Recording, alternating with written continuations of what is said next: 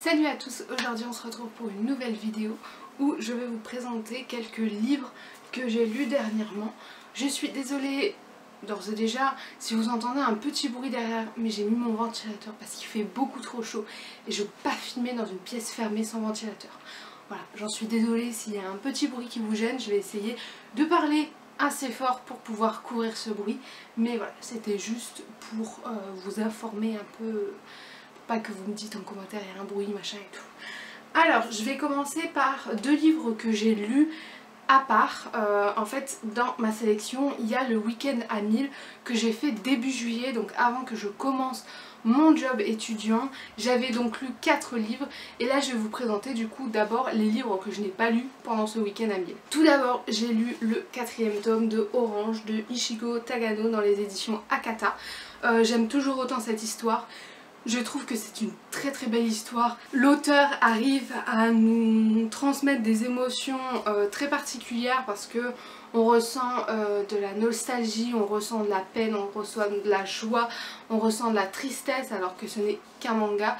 Et pour que l'auteur arrive à provoquer des sentiments envers son lecteur, je trouve que c'est parce qu'il a réussi son pari. On a une histoire naissante entre les deux personnages principaux. Malgré le fait que Nao sait qu'il va arriver un drame à Kekeru d'après les lettres de son futur. Alors là c'est le 4e tome, donc j'essaye de pas trop vous spoiler sur ce qui va arriver parce que si vous n'avez pas lu les premiers tomes, voilà. Mais en gros Nao a reçu des lettres de son elle future qui lui disait qu'il va arriver un drame à Kakeru et du coup il faut absolument rectifier les erreurs du passé et rectifier certaines choses. Et du coup bah voilà, là on est au 4e tome et ils essayent toujours de changer certaines situations, de changer certaines actions, d'essayer de apprendre un peu plus de ses secrets, etc.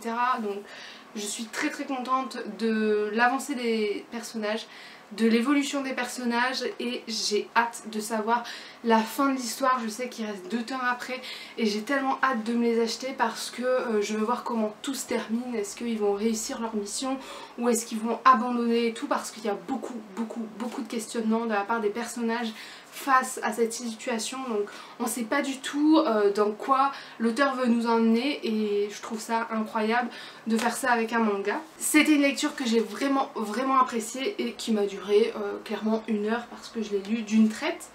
Ensuite j'ai lu également Agatha Raisin, Randonnée mortelle, donc c'est le tome 4 de MC Bayton par les éditions Albin Michel. Je suis toujours dans ma lancée Agatha Raisin et en fait j'ai eu une panne de lecture pendant 3 semaines parce que je n'arrivais pas à lire avec mon boulot. Je faisais un 36h45, donc c'est énorme dans une semaine. Et je n'arrivais pas le soir à revenir et lire un petit peu avant de dormir. Non, pas du tout, j'avais pas envie, j'avais envie de rien, etc.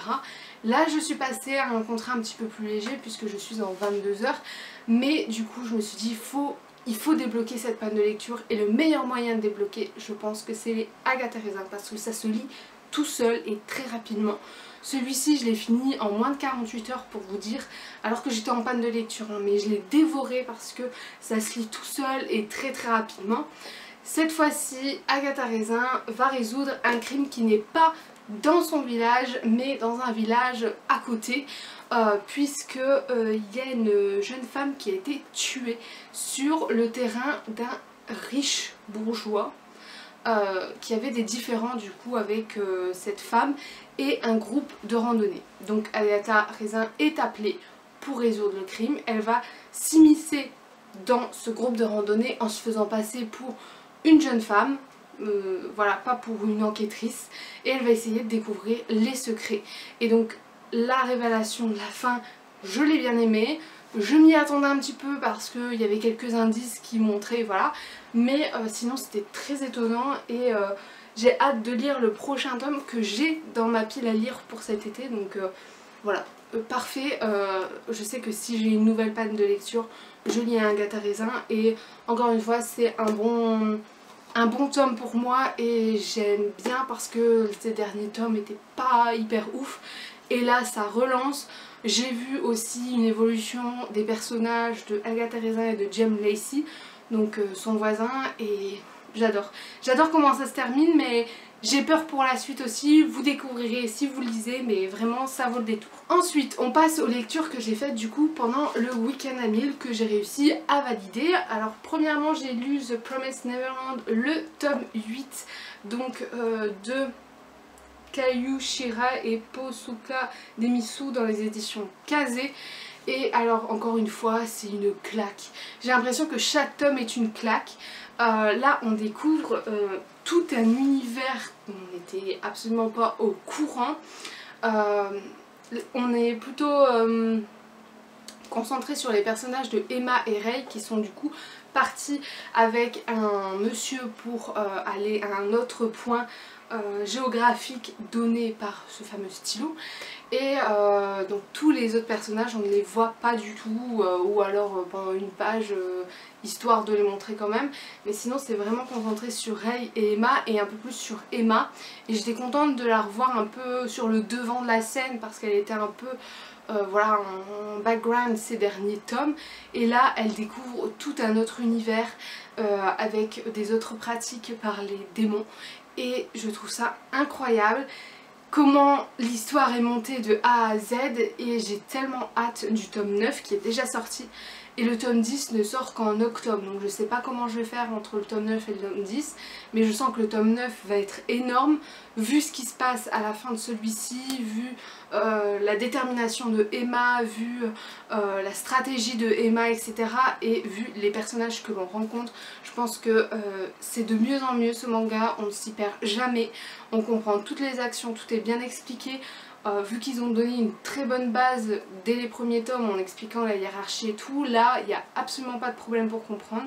Et c'est plein d'actions, c'est plein de retournements de situation, et franchement vivement la suite quoi. Ensuite j'ai lu le tome 2 de Magus of the Library de Mitsu Izumi dans les éditions Kyun. J'ai beaucoup aimé le premier tome, et alors le deuxième tome je le trouve encore mieux parce que cette fois-ci c'est notre personnage principal qui s'appelle Shiofumi qui toujours dans son trajet de vie, voilà, veut devenir bibliothécaire, et pour cela il faut passer un concours. Donc là on va tout simplement voir le trajet vers ce lieu où se passe le concours et le début du concours, et là je me demande vraiment comment ça va se terminer parce que la fin est juste énorme. On se demande vraiment comment l'auteur va réussir à tourner la suite. J'ai toujours autant aimé le personnage de Shio parce qu'il est attachant, il est très simple, toujours à vouloir aider tout le monde, et d'ailleurs c'est ce qu'il va faire quand il va traverser les villes. À chaque fois il va essayer d'aider un peu les personnes qu'il rencontre. Vraiment gros coup de cœur pour cette série, j'aime beaucoup comment elle est traitée et j'espère sincèrement déjà qu'on reverra cette charmante personne et que Shio arrivera à avoir son objectif final, ou du moins ce qu'il souhaite faire d'une manière ou d'une autre. Avec grande tristesse je vous annonce que j'ai fini Phobos, donc la saga. Là j'ai fini le 4e tome de Victor Dixon dans les éditions Robert Laffont, et j'étais très heureuse de ce dernier tome. J'avais peur parce que ce soit le tome de trop et que voilà, ça raconte pas grand chose.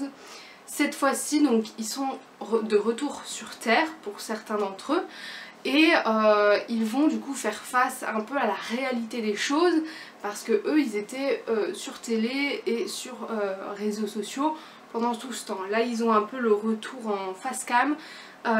L'émission du coup de Serena a été arrêtée, Serena n'est toujours pas retrouvée, et en plus de ça là il y a une nouvelle tournure qui va se passer, c'est que le manager entre gros guillemets des pionniers vont leur proposer d'ouvrir leur propre chaîne YouTube pour un peu que les spectateurs continuent à les suivre, parce que apparemment les spectateurs ils sont choqués de ne plus les suivre du jour au lendemain. Certains vont accepter, certains vont refuser, certains vont faire d'une manière, certains vont faire d'autres manières. Chacun sera libre de sa chaîne YouTube et du coup chacun va traiter un sujet différent.